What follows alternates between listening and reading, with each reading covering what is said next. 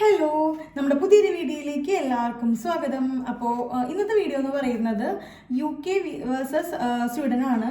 UK പോകുന്നോ അതോ സ്വീഡനിൽ പോകുന്നതാണോ നല്ലത്, അല്ലെങ്കിൽ നല്ലതെന്നല്ല, കമ്പാരിസൺ ആണ് കേട്ടോ. അപ്പം ഇത് കുറച്ച് വലിയ വീഡിയോ ആയിരിക്കും. ഞാൻ എന്തായാലും വളരെ ചുരുക്കി പറഞ്ഞിട്ട് നോക്കാം. ഇവിടെ ഞാൻ ആദ്യമേ പറയുകയാണ്, ഞാൻ ഒരു കൺട്രീനെയും മോശമാക്കിയിട്ടോ അല്ലെങ്കിൽ ഒരു കൺട്രീനെ മാത്രം കൂടുതലും എക്സാജറേറ്റ് ചെയ്തിട്ട് പറഞ്ഞിട്ടോ അങ്ങനെയല്ല ഞാൻ ഉദ്ദേശിക്കുന്നത്. എനിക്കറിയാവുന്ന കുറച്ച് കാര്യങ്ങൾ, ജനറൽ ആയിട്ടുള്ള കാര്യങ്ങൾ നിങ്ങളടുത്ത് ഷെയർ ചെയ്യാമെന്ന് വെച്ചു. കാരണം കുറച്ച് പേർക്ക് ഡൗട്ട് ഉണ്ടായിരിക്കും സ്വീഡനിൽ പോകണോ UK പോകണോ എന്നുള്ളത്. അപ്പോൾ അത് വേണ്ടിയിട്ടാണ്. ഓൾറെഡി ഞാനിപ്പോൾ സ്വീഡനിലാണ് ഉള്ളത്. സ്വീഡനിൽ ഞാൻ മാസ്റ്റേഴ്സ് ചെയ്തുകൊണ്ടിരിക്കുകയാണ്. ഞാൻ 5 വർഷമായിട്ട് UK കൺസൾട്ടൻ്റ് ആയിരുന്നു. അപ്പോൾ അതുകൊണ്ട് തന്നെ എനിക്ക് UKയുടെ കുറച്ച് കാര്യങ്ങൾ അറിയാം. അപ്പോൾ ഞാൻ രണ്ടും കൂടി ജസ്റ്റ് ഒന്ന് കമ്പയർ ചെയ്തപ്പോൾ എനിക്ക് തോന്നി, കുറച്ച് പേര് എന്നോട് ചോദിച്ചു, ചേച്ചി UK ആണോ അതുപോലെ തന്നെ സ്വീഡൻ ആണോ നല്ലതെന്ന്. അപ്പം ഞാൻ ചെറിയൊരു നോട്ട്സൊക്കെ ഇതുപോലെ പ്രിപ്പയർ ചെയ്ത് കൊണ്ടുവന്നിട്ടുണ്ട്. അപ്പം നമുക്ക് വീഡിയോയിലേക്ക് പോവാം. ഒന്നാമത്തെ കാര്യം എന്ന് പറയുന്നത് സ്വീഡൻ്റെയും അതുപോലെ തന്നെ UKയുടെയും കോഴ്സ് ഡ്യൂറേഷൻ ആണ്. സ്വീഡനിൽ മാസ്റ്റേഴ്സ് 1 ഇയർ മാസ്റ്റേഴ്സും ഉണ്ട്, അതുപോലെ 2 ഇയേഴ്സിൻ്റെ മാസ്റ്റേഴ്സും ഉണ്ട്.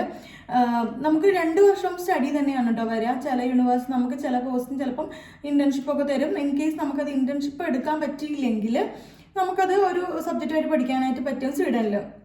അപ്പം സെയിം 2 ഇയറിൽ നമ്മൾ സെയിം ഫീസ് തന്നെ കൊടുത്തിട്ട് പഠിക്കണം. വേറെ UKയിൽ മോസ്റ്റ് ഓഫ് ദ മാസ്റ്റേഴ്സ് ഡിഗ്രീസും 1 ഇയർ ആണ് വരുന്നത്. പിന്നെ ചിലത് 2 ഇയേഴ്സിൻ്റെ വരുന്നതുണ്ട്. MSW പബ്ലിക് ഹെൽത്ത് അങ്ങനെ ചില കോഴ്സ് മാത്രം. പിന്നെ വരുന്ന 2 ഇയേഴ്സ് എന്ന് പറയുന്നത് ഫസ്റ്റ് ഇയറിൽ സ്റ്റഡിയും സെക്കൻഡ് ഇയറിൽ ഒരു പ്ലേസ്മെന്റ് ഇയർ എന്ന് പറയും, ഒരു ഇന്റേൺഷിപ്പ് പോലെ ഇയർ ആണ്. പക്ഷെ അതിന് ഫസ്റ്റ് ഇയറിന്റെ ഫീസിന്റെ അത്ര വരില്ല കേട്ടോ. പിന്നത്തെ പറയുന്നത് ഫീസാണ്. ഫീസ് UKയുടെ കേസിൽ നമുക്ക് ഒരു മാസ്റ്റേഴ്സിന് പോകുന്ന ഒരാൾക്ക് എന്ന് പറയുന്നത് ഒരു 10 to ആഫ്റ്റർ സ്കോളർഷിപ്പ് ഒരു 10 to 25 lakhs വരെ വരും. അത് ടോപ്പ് യൂണിവേഴ്സിറ്റീസിലേക്ക് വരുമ്പോൾ ഇപ്പം റസൽ ഗ്രൂപ്പിനകത്ത് വരുന്ന 24 യൂണിവേഴ്സിറ്റീസിന് അതിനകത്തോട്ട് വരുമ്പോൾ നമുക്ക് ഫീസ് ഭയങ്കരമായിട്ട് കൂടും. ടോപ്പ് യൂണിവേഴ്സിറ്റി വരുമ്പോൾ നോർമൽ യൂണിവേഴ്സിറ്റീസിലാണ് ഇങ്ങനെ വരുള്ളൂ. സ്വീഡന്റെ കേസിൽ നമുക്ക് ഫീസ് വരികയാണെങ്കിൽ നമുക്ക് പെർ സെമസ്റ്ററിൽ നമുക്കൊരു 5 lakhs വരും. സ്കോളർഷിപ്പ് കഴിയുമ്പോൾ ഒരു 3.75 ആ റേഞ്ചിലൊക്കെയാണ് വരിക കേട്ടോ. പിന്നെ സ്കോളർഷിപ്പിന്റെ കാര്യമാണ്. സ്കോളർഷിപ്പ് നമുക്ക് UKയുടെ കേസിൽ നമുക്ക് ഓരോ യൂണിവേഴ്സിറ്റിക്കും അവരുടേതായിട്ടുള്ള സ്കോളർഷിപ്പ് ഉണ്ട്. ഒരാൾക്ക് തന്നെ മൾട്ടിപ്പിൾ സ്കോളർഷിപ്സിന് അപ്ലൈ ചെയ്യാം. വേറെ സ്വീഡന്റെ കാര്യത്തിലൊരു സ്റ്റിപ്പുലർ ഡേറ്റ് ഉണ്ടാവും സ്കോളർഷിപ്പിന് അപ്ലൈ ചെയ്യാൻ.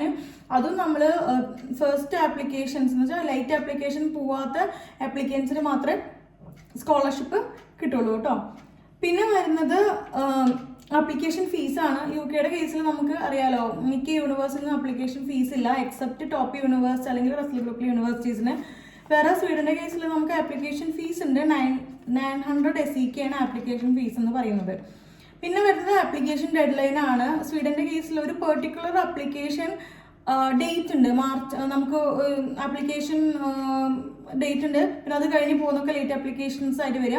പക്ഷെ UKയുടെ കേസിൽ ഓരോ യൂണിവേഴ്സിറ്റിയും എപ്പോഴാണ് ക്ലോസ് ചെയ്യുന്നത് അതുവരേക്കും നമുക്ക് അപ്ലൈ ചെയ്യാനായിട്ട് പറ്റും കേട്ടോ. ഇനി ആപ്ലിക്കേഷൻസിന്റെ റിസൾട്ട് വരുന്നത് UKയുടെ കേസിൽ ഓരോ യൂണിവേഴ്സിറ്റിക്കും ടാറ്റ് പീരീഡ് ഡിഫറെൻ്റ് ആണ്, അതിനനുസരിച്ചാണ് ഓഫർ ലെറ്റർ വരുന്നത്. വേറെ സ്വീഡന്റെ കേസിൽ ഒരു സ്റ്റിപ്പുലേറ്റഡ് ഡേറ്റ് ആണ് വരിക. മാർച്ച് 21 ആദ്യത്തെ ആപ്ലിക്കേഷൻസിന്റെ ഒക്കെ റിസൾട്ട് വരിക. ലേറ്റ് ആപ്ലിക്കേഷൻ റിസൾട്ട് മെയിലാണെന്ന് തോന്നുന്നു കേട്ടോ, അതെനിക്ക് കറക്റ്റായിട്ട് അറിയില്ല. അപ്പം അങ്ങനെ ഒരു കറക്റ്റ് ഡേറ്റിലേ എല്ലാത്തിൻ്റെയും കൂടെ വരുള്ളൂ. പിന്നെ നമുക്ക് വരുന്നത് വിസ ഫീസാണ് വരുന്നത്. വിസ ഫീസ് നമുക്ക് സ്വീഡന്റെ കേസിൽ 90 euro ആണ് ഒരാൾക്ക് വരുന്നത്. പക്ഷേ UKയുടെ കേസിൽ വിസ ഫീസ് എന്ന് പറയുന്നത് നമുക്ക് ഒരു 490 GBP ആ റേഞ്ച്, 500 GBP ആ റേഞ്ചിൽ നമുക്ക് വിസ ഫീസ് വരും. ഓക്കെ. പിന്നെ 2 കൺട്രിയിലും ഡിപ്പെൻഡൻറ്റ് ഫ്രണ്ട്ലി ആണ്. സ്വീഡനിൽ മാസ്റ്റേഴ്സിന് ഡിപ്പെൻഡൻറ്റിനെ അലോ ചെയ്യും. വേറെ UKയിൽ മുൻപ് മാസ്റ്റേഴ്സിന് ഡിപ്പെൻഡൻസിനെ അലോ ചെയ്തിട്ടുണ്ടായിരുന്നു. പക്ഷെ ഇപ്പം ചെയ്യുന്നില്ല. കാരണം അവിടെ മാസ്റ്റേഴ്സിനും റിസർച്ചിനും PhDക്കും മാത്രമേ ഉള്ളൂ. ഇപ്പോഴത്തെ ഒരു കേസിൽ ഡിപ്പെൻഡൻസിനെ അലോ ചെയ്യുന്നുള്ളൂ കേട്ടോ. പിന്നെ ഫണ്ടിങ്ങിൻ്റെ കാര്യമാണ് എല്ലാവർക്കും അറിയേണ്ടത്. ഫണ്ട് എന്ന് പറയുന്നത് അപ്പം സ്വീഡന്റെ കേസിൽ 1 day മെച്യൂരിറ്റി ആണെങ്കിൽ ഫണ്ട് കാണിക്കാം സേവിങ്സ് അക്കൗണ്ടിൽ. നമുക്ക് ഒരാൾക്ക് നമുക്ക് കാണിക്കേണ്ട പൈസ എന്ന് പറഞ്ഞാൽ ഇന്ത്യൻ റുപ്പി ഏകദേശം ഒരു 12 lakhs ആണ്. സ്റ്റുഡൻറ്റിന് ഡിപ്പെൻഡൻ്റ് കേസിൽ വരുമ്പോൾ 6 lakhs വരും. വേറെ UKയുടെ കേസിൽ നമ്മൾ ഫണ്ട് FDO സേവിങ്സ് ആണെങ്കിൽ 28 days മെച്യൂരിറ്റി വേണം, അല്ലെങ്കിൽ എഡ്യൂക്കേഷൻ ലോൺ ആണെങ്കിൽ മെച്യൂരിറ്റി വേണ്ട. അപ്പം അതിൽ വരുന്ന ഫണ്ട് എന്ന് പറയുന്നത് ഇന്നർ ലണ്ടൻ അകത്തുള്ള യൂണിവേഴ്സിറ്റീസ് ആണെങ്കിൽ 13,347 ആണ് GBP വരുന്നത്. ഒരു വർഷത്തേക്ക്. വേറെ ഔട്ടറിലാണെങ്കിൽ 10,224 GBP ആണ് ഒരു വർഷത്തേക്ക് വരുന്നത് നമ്മളുടെ ലിവിങ് എക്സ്പെൻസ്. അത് രണ്ടും കാറ്റഗറി ചെയ്തിട്ട് ഡിഫറെൻ്റ് ആയിട്ടാണ് വരുന്നത് കേട്ടോ. പിന്നെ UK കേസിൽ VFS നമുക്കറിയാലോ, നമുക്ക് നിയറസ്റ്റ് ഉള്ള VFS കൊച്ചിയിലാണ്. കൊച്ചിയിലേക്ക് നമുക്ക് പോയിട്ട് ബയോമെട്രിക്സും അതുപോലെ വിസ അപ്പോയിൻമെൻറ്റും ചെയ്യാം. പക്ഷേ സ്വീഡൻ്റെ കേസിൽ നമുക്ക് VFS ഡൽഹി മാത്രമേ ഉള്ളൂ, ഇന്ത്യയിൽ ഡൽഹിയിൽ തന്നെ പോകണം. പിന്നെ നമുക്ക് UK കേസിൽ മെഡിക്കൽ എടുക്കണം. ഇവിടെ തന്നെ പോകുമ്പോൾ നമ്മൾ ഇൻഷുറൻസിൻ്റെ ഫീസൊക്കെ അടച്ച് തന്നെ പോകണം. നമുക്ക് കൊച്ചിയും ട്രിവാൻഡ്രം, കൊച്ചി ആകുമ്പോഴത്തേലും ട്രിവാൻഡ്രം കിംസിലാണ് നമുക്ക് UK കേസിൽ VFS അവൈലബിൾ ആയിട്ട് മെഡിക്കൽ അവൈലബിൾ ആയിട്ടുള്ളത്. വേറെ സ്വീഡനിൽ നമുക്ക് മെഡിക്കലോ കാര്യങ്ങളോ ഒന്നും വേണ്ട കേട്ടോ. പിന്നെ നമ്മളുടെ UK കേസിൽ ഞാൻ പറഞ്ഞു നമ്മൾ ഇൻഷുറൻസ് അടയ്ക്കണം, ഇമിഗ്രേഷൻ ഹെൽത്ത് സർചാർജ് എന്നാണ് പറയുന്നത്. സ്വീഡൻ്റെ കേസിൽ നമുക്ക് അത് വേണ്ട, നമ്മുടെ ട്യൂഷൻ ഫീസിൽ നമ്മളുടെ ഇൻഷുറൻസ് ഇൻക്ലൂഡഡ് ആണ്. പിന്നെ ട്രാവൽ ഡിസ്റ്റൻസ് ആണ്, രണ്ടിടത്തേക്കും ഏകദേശം എനിക്ക് തോന്നുന്നു 9 hours to 9.5 hours അത്രയാണ് വരുന്നത്. പിന്നെ നമ്മൾ എടുക്കുന്ന ഫ്ലൈറ്റ്സിനെ ഡിപ്പെൻഡ് ചെയ്തിട്ടിരിക്കും കേട്ടോ. ക്ലൈമറ്റ് എന്ന് പറയുന്നത് ഇവിടെ കുറച്ച് ഹ്യൂമിഡിറ്റി കുറവാണ്, പക്ഷേ UK ഇതിനേക്കാളും കുറച്ചും കൂടെ ബെറ്റർ ആണെന്ന്, മോഡറേറ്റ് ക്ലൈമറ്റ് ആണെന്ന് ഞാൻ കേട്ടിട്ടുണ്ട്.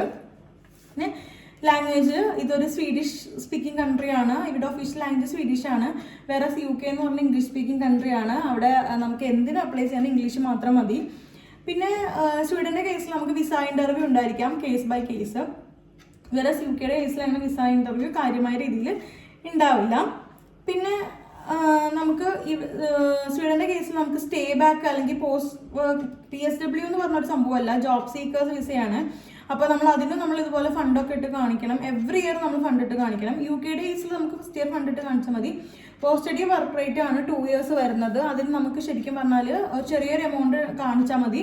അവിടെ നമുക്ക് ജോബ് സീക്കർ വിസയല്ല, സ്റ്റേ ബാക്ക് തന്നെയാണ് പറയുന്നത്. UK 2 years, സ്വീഡനിൽ 9 months to 10 months ആണ് കിട്ടുന്നത് കേട്ടോ. പിന്നെ ടൈം എന്ന് പറയുന്നത് നമുക്ക് അറിയാലോ, 3.5 hours to 4.5 hours നമ്മൾ ക്ലൈമറ്റിനനുസരിച്ച് സീസണനുസരിച്ച് ചേഞ്ച് ആവും. പിന്നെ ഷെങ്കൻ വിസയാണ് സ്വീഡൻ്റെ കേസിൽ. നമുക്ക് 29 countries നമുക്ക് വിത്തൗട്ട് വിസ ട്രാവൽ ചെയ്യാം. വേറെ UK കിട്ടുന്ന സമയത്ത് നമുക്ക് ആ ഒരു കൺട്രിയിൽ മാത്രമേക്കുള്ള വിസയായിരിക്കും. പിന്നെ UK കേസിൽ നമുക്ക് നമ്മുടെ പാസ്പോർട്ട് നമ്മൾ ബയോമെട്രിക്സിന് പോകുന്ന സമയത്ത് അവിടെ ഹോൾഡ് ചെയ്ത് വെച്ചിട്ട് നമുക്ക് പാസ്പോർട്ടിലാണ് വിസ പ്രിന്റ് ചെയ്ത് തരിക. എന്നിട്ട് നമ്മൾ RP കാർഡ് BRP കാർഡൊക്കെ UK ചെന്നതിന് ശേഷമാണ് കളക്ട് ചെയ്യുന്നത്. പക്ഷെ ഇവിടെ അങ്ങനെയല്ല, നമുക്ക് പാസ്പോർട്ടിനകത്തല്ല വിസ പ്രിന്റ് ചെയ്ത് തരുന്നത്. നമ്മൾ ബയോമെട്രിക്സ് കഴിഞ്ഞ് പാസ്പോർട്ട് നമ്മുടെ കയ്യിൽ തരും. നമുക്ക് പിന്നെ RP കാർഡ് നമ്മൾ പോകുന്നതിന് മുന്നേ തന്നെ കിട്ടുകയാണ് ചെയ്യാതെ മുൻപത്തെ വീഡിയോയിൽ ചെയ്തിട്ടുണ്ട്. അപ്പോൾ പിന്നെ അതിനുശേഷം ഇവിടെ വന്നിട്ട് അപ്ലൈ ചെയ്യേണ്ട സ്വീഡിഷ് ID ആണ് കേട്ടോ. അപ്പം ഇത്രയാണ് കുറച്ച് മേജർ ആയിട്ടുള്ള ഡിഫറൻസ് എന്ന് പറയുന്നത്. നിങ്ങൾക്ക് ഇതിൻ്റെ ഞാൻ വലിയൊരു വീഡിയോ ആക്കണം വെച്ചിട്ട് പെട്ടെന്ന് പറഞ്ഞു പോയത് കേട്ടോ. ഇതിനെപ്പറ്റി കൂടുതൽ അറിയണം, അല്ലെങ്കിൽ ഏതെങ്കിലും UK യൂണിവേഴ്സിറ്റീസിലോ അല്ലെങ്കിൽ സ്വീഡൻ യൂണിവേഴ്സിറ്റിയിലോ നിങ്ങൾക്ക് അഡ്മിഷൻസ് എടുക്കണമെന്നുണ്ടെങ്കിൽ എനിക്ക് ജസ്റ്റ് ഒന്ന് മെസ്സേജ് ഇട്ടാൽ മതി, അല്ലെങ്കിൽ എൻ്റെ ഇൻസ്റ്റാഗ്രാമിൽ ഒരു മെസ്സേജ് അയച്ചാൽ മതി.